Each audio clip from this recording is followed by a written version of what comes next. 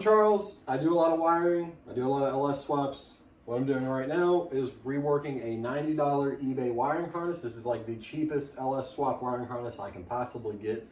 So I tore all the loom off, I tore all the connections apart, I checked everything and verified whether or not it was wired correctly, and for the most part it was. There was a couple things that I don't care for, like the field control wire for the alternator. It ran, but not plugged in. I'll plug it in. Not a big deal. You don't really need it on some earlier ones that are internally regulated. Some of them do. The only other issue I had was that they had the OBD power going to the TAC output on the ECM without a resistor in line for the TAC, but I'm not going to be using that, so it doesn't matter. I'll just undo it and redo it how I want. So right now I'm going over this entire harness with Tesa tape. After I'm done, it'll look hopefully pretty decent, and then I'm going to do my own control panel for it. What I'm going to be doing is something a little more similar to this one. This was a rough one that I threw together just to see how everything would go together and work. So I have a main ECM relay. This is for all your accessories through the harness. This is for fuel pump, this is for fan, and this was a torque converter lockup, say if somebody has, you know, a 4L60 or something. And then you have a constant 12 volt junction, and you have a key on power on 12 volt junction. And then, you know, just a connector down here.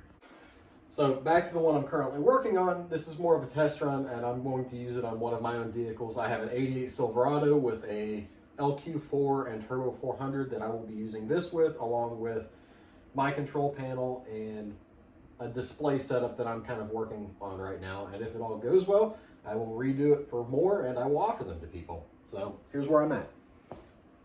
Main change that I made was adding more power for a feed to the harness, and this will either go to a junction block or to your starter lug, because there will be a battery cable going to that.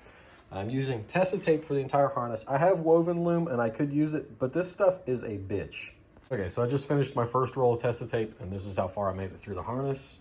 So I'm somewhere close to halfway. I'm figuring probably 2 to 2.5 rolls for one complete LS harness. It's supposed to have a temp rating of a bit over 200. It's kind of hard to cut, and it doesn't scrape.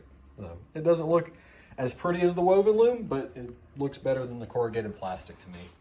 So I just finished with my second roll of Tesa tape, and this is how far I've made it through my harness. I am right here towards the end. This mess is because I depinned the ECM plugs, or I'm still depinning them, and I'm changing them out for OEM ones because the crappy eBay ones, they work. I just don't like them that much, and then I can go ahead and start building my control panel. Okay, so we're finished with the Tesa tape. The only thing left to do is finish out my control panel, and I will do that in another video.